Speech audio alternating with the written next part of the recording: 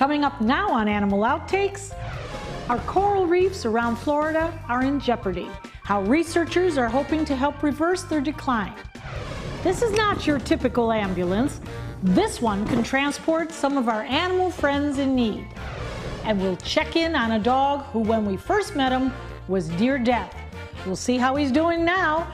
This and much more straight ahead on Animal Outtakes.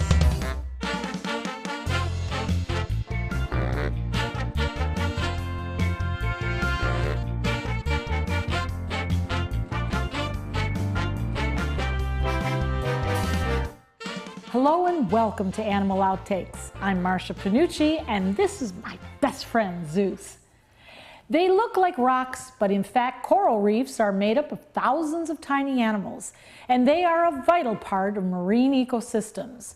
We caught up with Mote Marine Laboratory to learn a little more about the research they are doing to help rebuild corals.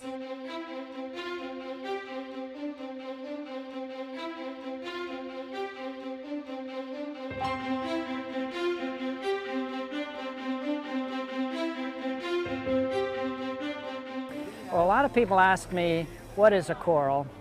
They'll say, is it a plant? Is it an animal? Is it a mineral? Is it a microbe? And the answer to that is yes, yes, yes, yes. It's all of those things. It's a small, tiny animal that is clear, looks like a little hand. It's a little polyp or hydra. And inside it, it actually harbors and farms microalgae, a plant that lives inside its tissue, not on the outside, inside. That's what gives it its color. You probably look and see corals that may be colorful. The coral animal is transparent. The algae is what give its color. But if the temperatures get too warm, the plant inside, just like any good plant, produces with photosynthesis some food and some oxygen. We like plants because it provides the oxygen we breathe. But at high temperatures, the animal, just like us on a big day, will not like to run a marathon when it's super hot.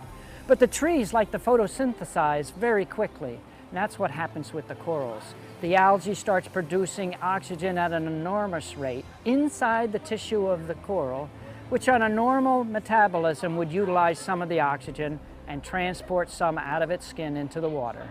When it's really slow and too hot, it can't get the oxygen out in time, and it's going to die because of literally oxygen poisoning.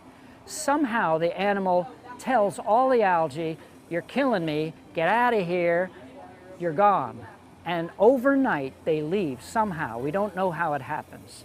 And the animal then looks white because you're seeing through the clear animal to the white calcium carbonate, the mineral stone that it's making as its skeleton. That's called coral bleaching. Has nothing to do with Clorox, has nothing to do with bleach. It's basically losing the color so it looks white. The animal's still alive, but maybe only for a number of weeks. It's lost its ability now to get some of its food. It's also lost its immune system. The algae also gives some of its energy to the coral and some of its energy to a specific microbe community that lives on the outside of the coral polyp in its mucus that produces a naturally occurring antibiotic and becomes the immune system of the coral. This is a wild organism. This is an organism that's made up of 3 different classes, divisions, phyla of organisms all working together. So it's really pretty crazy, and it produces a calcium carbonate mineral stone as its skeleton. So it's really all 4. It's a mineral, animal, plant, mineral, microbe. So we knew very little about these corals. And now that we know more and know these 4 different organisms all living as one, it's actually a lot more complicated than we thought. Regretfully, they are one of the first things susceptible to these higher temperatures and ocean acidification. 2 things, the 1-2 punch that we're doing to our oceans that we shouldn't be. Most people know that plants are actually what produce oxygen as a byproduct.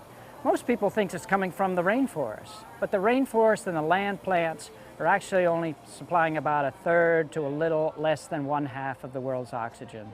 The rest of the oxygen comes from our oceans, and that comes from the algae that is in the plankton stage, in a massive stage like seaweeds, in seagrasses, as well as the algae that lives inside the animal of a coral.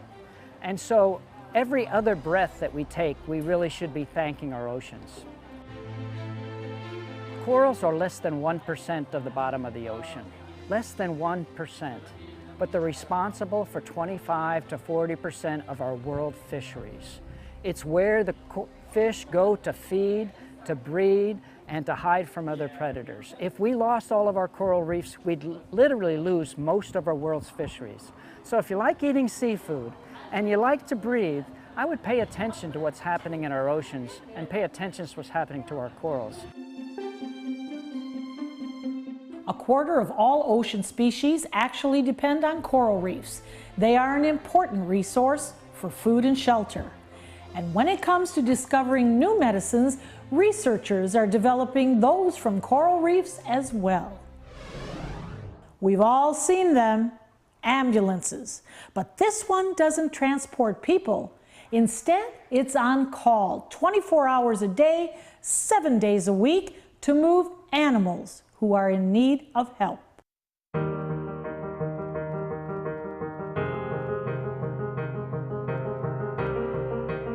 You just want to help them. I mean, they've had such a hard life. Over the years, Bill Barnack has fostered more than a dozen dogs from Golden Retriever Rescue of Southwest Florida. They're the special needs. They're also the hospice ones. They have a difficult time placing them. A lot of people, they try to get a 2 or 3 year old perfect male puppy. And the rescue, is very good. They'll take in dogs from all ages, all types. And if they get an older, sick one or one that, needs a little help or some extra visits to the vet, they somehow seem to call me now. And Sergey was one of those dogs in need of help. Being part of a criminal case of abuse, Sergey came to Bill with a dislocated shoulder and a bad urinary tract infection. Just a few days with Bill, Sergey got worse. The urinary tract infection was really starting to take a toll on his nervous system, and it was just, the vet calls it that he was starting to crash, that the organs were starting to shut down. We're fully equipped, fully trained. We call ourselves kind of pet paramedics. Sergey was in bad shape, so Bill called Vet Care Express the pet ambulance. Sergey had such a bad UTI that he was really down. He was not looking well at all. He had to be stretchered and gurneyed down to Animal Yard. So Sergey had a urinary catheter in him, so and he was down, so he needed the stretcher, gurney, and extra sets of hands to be able to get him safely to Animal Yard. An attendant sits right here. We're usually on the floor so that we can be down next to them, giving them kisses and assuring them that they're okay. Vet Care Express has transported more than 8,700 pets in their service area. That's what we want to be as a resource, to all the vet offices, all the ERs, and to every pet owner. We just want to be a resource for them.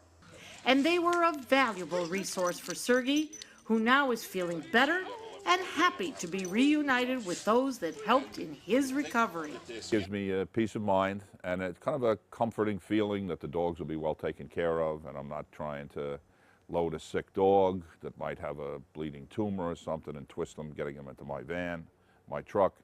They're very caring, understanding. They're available 24 hours a day. Great service. There is a critical need for animal ambulances, and hopefully they start to become a typical sight all over the country. If you would like more information on Vet Care Express, visit them at vetcareexpress.com. Don't slither away. More Animal Outtakes is coming up. You can be sure your furry friend continues to be loved and cared for even when you can no longer be there for them. Dante's Den provides a permanent, loving home for dogs whose owners have set up a lifetime care program for their beloved companion. We honor the trust placed in us by providing loving care, spacious dens, on-site veterinary care, and plenty of room to run and play. For more information, go to dantesden.org or call 844-DANTES-DEN. Dante's Den, continuing the love.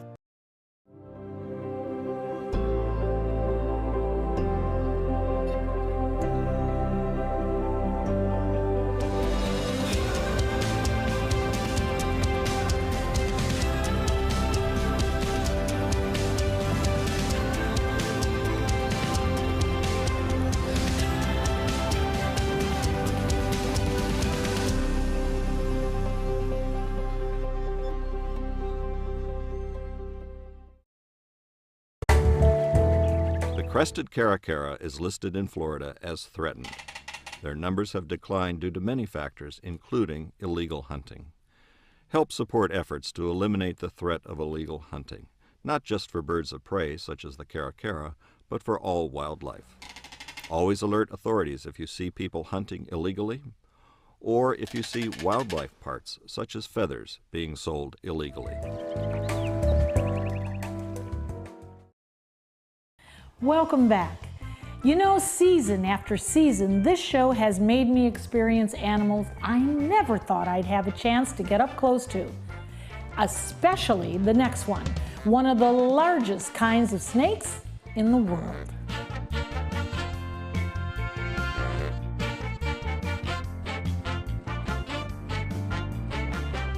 Terry, we've all seen that movie, Anaconda, and here's the star. She will hide if you talk about that Oh, movie. really? Yeah, Really? she will hide, yeah.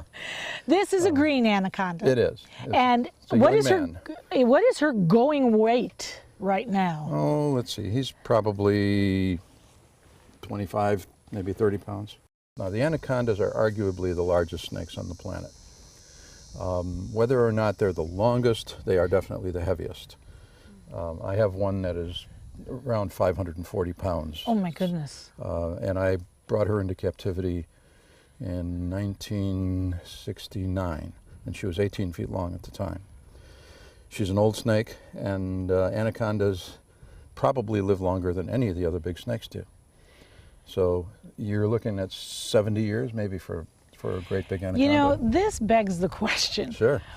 Why would you do this? Why would you devote your life to the medical herpetologist that you are and conservationist, but snakes?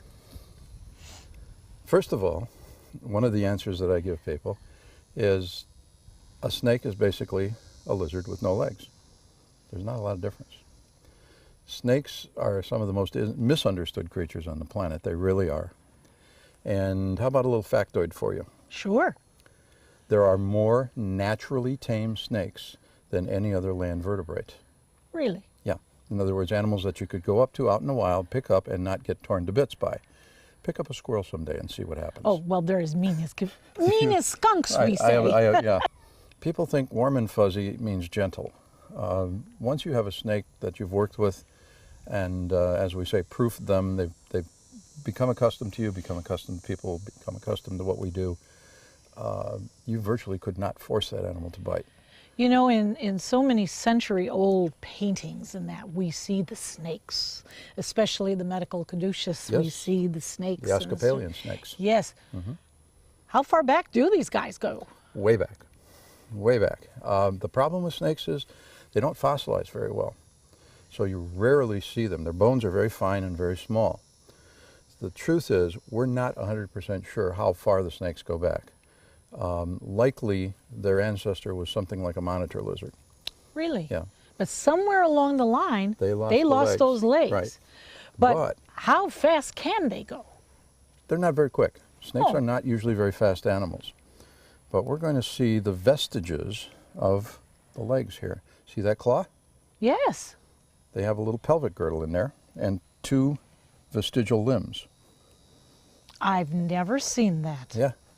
One of the things about snakes that people don't realize is they have no eyelids. Oh, I realize it because I'm right Now- up close. Now you have a problem when you have a pet snake. And everybody should know this about a pet snake. You don't know if that snake's awake or asleep. People will say, oh, I have this wonderful pet boa. It's never bitten anybody. And I just went in there the other day, it bit my hand. Did you wake it up first? Remember, he can't see. What are things like for you, Martha, when you open up your eyes in the morning? Only Dirty Harry can pull out his gun and shoot 3 people accurately. It takes us 5 minutes. Without my 3 cups of coffee, I'm not seeing There anything. you go.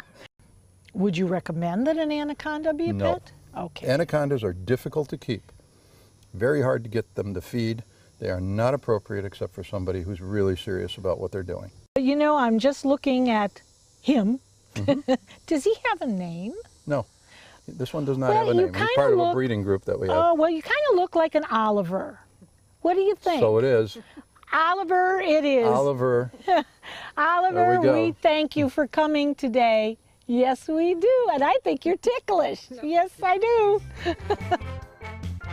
Green anacondas are good swimmers and can stay under the water for more than 10 minutes at a time. He was neglected, and staff here at Dante's Den thought he might not make it. We'll see how Bear is doing now. Next.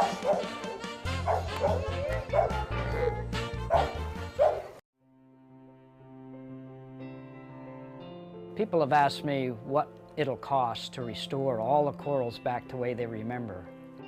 But I have to ask them, what will it cost if we don't do anything?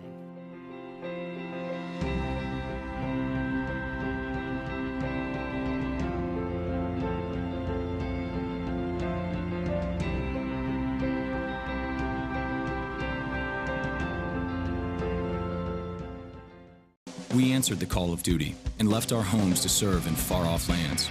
Now, we answer another call, this time at home, in our own communities, to respond in times of chaos, to use our strength, our skills, and our experiences to bring hope amid devastation and destruction.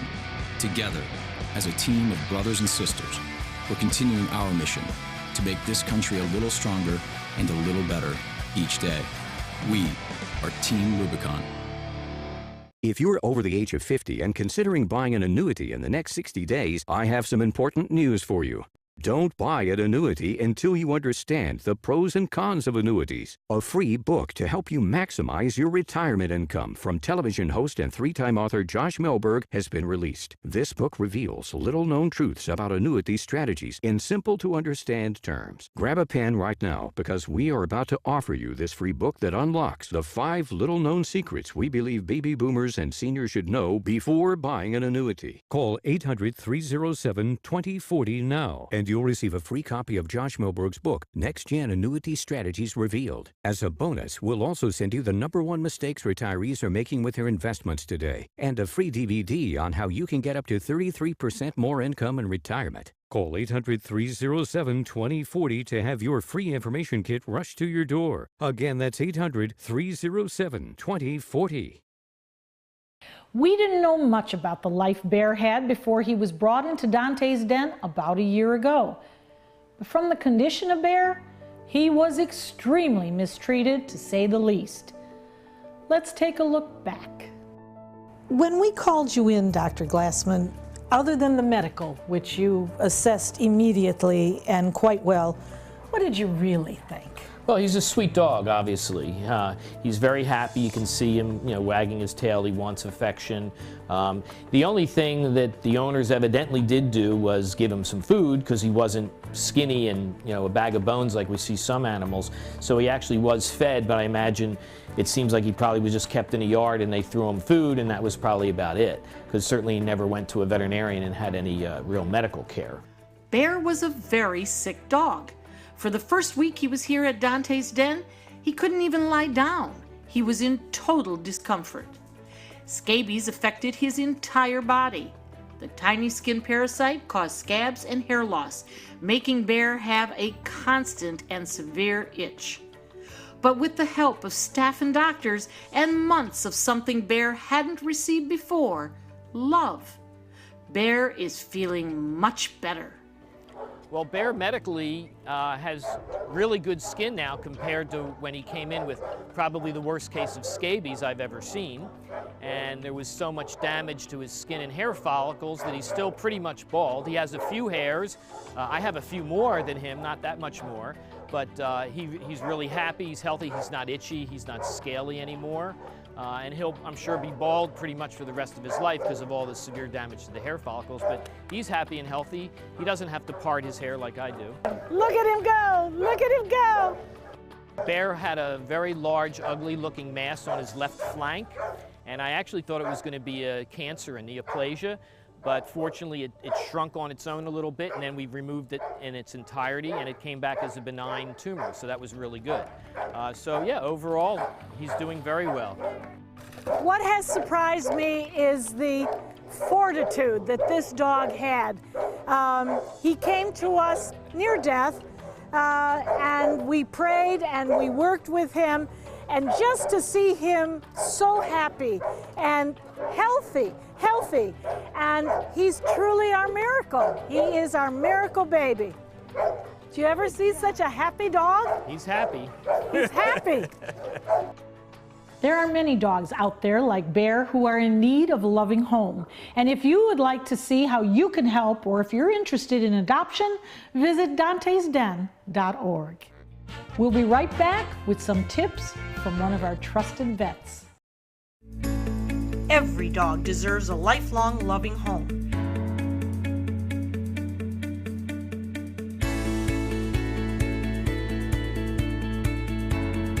Dante's Den provides a pristine, comfortable haven for dogs that have been abandoned or surrendered by their owners. We ensure that every pup in our Joyful Dogs adoption program receives lots of love and attention, is properly immunized, spayed or neutered, and is in good health. Prospective pet parents undergo a thorough adoption review to ensure a lifetime of love and care. Find your new furry best friend at Dante's Den. For more information, go to dantesden.org or call 844-DANTES-DEN. Dante's Den, continuing the love. This is an important medical announcement. Barred IVC filters have been linked to punctured veins and problems with migration. Anyone who's received a Bard IVC filter must receive medical monitoring and may be entitled to substantial compensation. If you have the Bard Recovery G2 or G2 Express filter, you are in a class of patients who should be compensated for some expenses. Call now for a free assessment of your case and potential money damages. This call is confidential, there's no cost, and you may be eligible. Juries have awarded millions of dollars to people who should have been warned about the risks of the Bard IVC filters. Call the IVC Filter Hotline if you or a loved one has received an IVC filter and experienced a vein puncture or required medical monitoring. You must call now. Call 800-329-3089. 800-329-3089.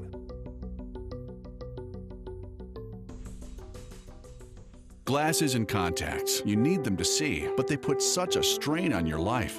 Due to new advances in vision improvement technology, LASIK is now affordable for almost everyone, with procedures starting as low as $299 per eye. And over 1 million procedures performed by our trusted independent surgeons. LASIK surgery is a sensible, safe, and affordable solution to improve your vision. So call now to talk to a LASIK Vision Institute counselor and schedule your free evaluation. 1-800-813-0109.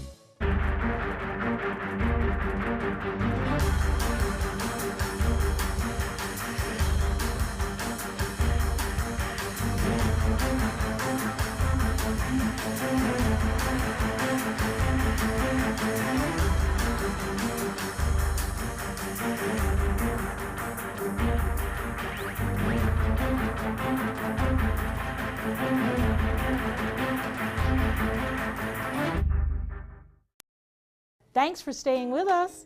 What are we going to talk about today, Benson? Cats?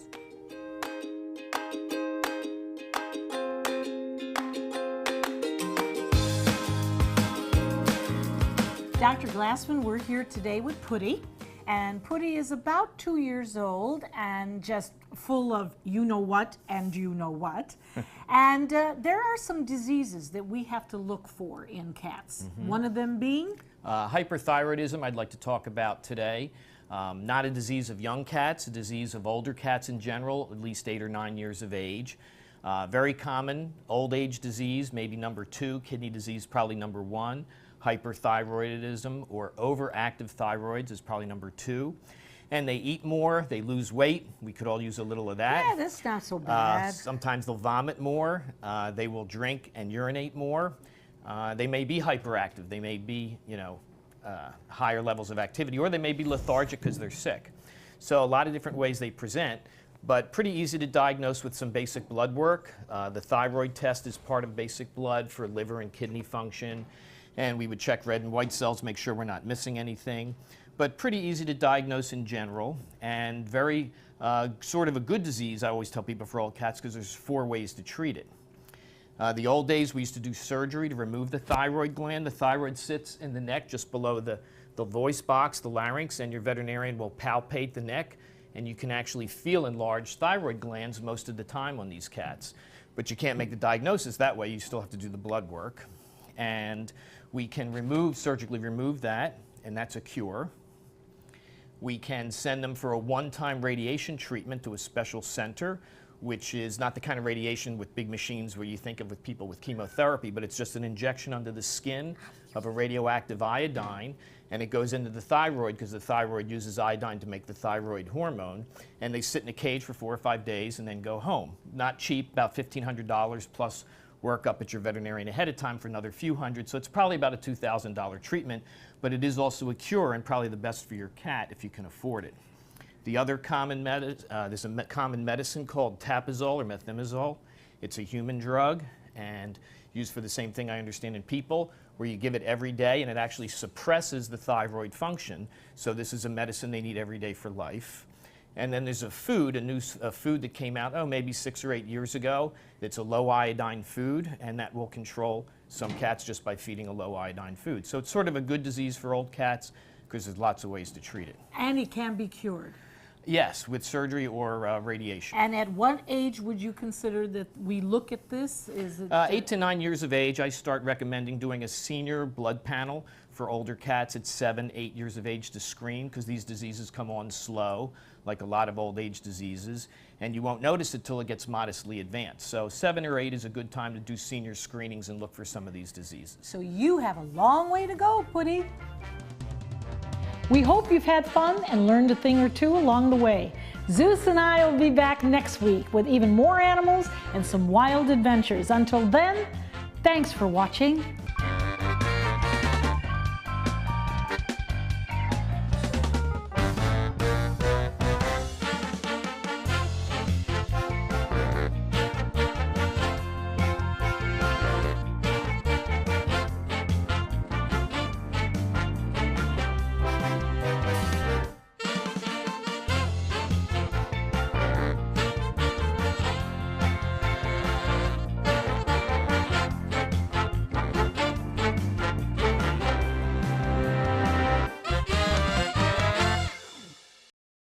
Attention type 2 diabetics. The FDA warns of an increased risk of amputation associated with certain diabetes medications. If you took the diabetes medications Invokana or Invokamet and then suffered an amputation or one of these other serious injuries, call the Rely On Group right now.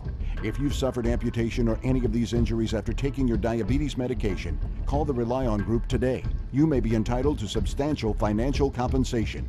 The FDA has recently warned about an increased risk of leg and foot amputations associated with the use of certain diabetic medications such as Invokana and Invokamet. If you or a loved one took the diabetes medications Invokana or Invokamet and then suffered an amputation, ketoacidosis, kidney failure, or even death, call the Rely On Group now. We are here to help you get the justice you deserve. You may be entitled to substantial financial compensation. Call 800-355-8205. That's 800-355-8205.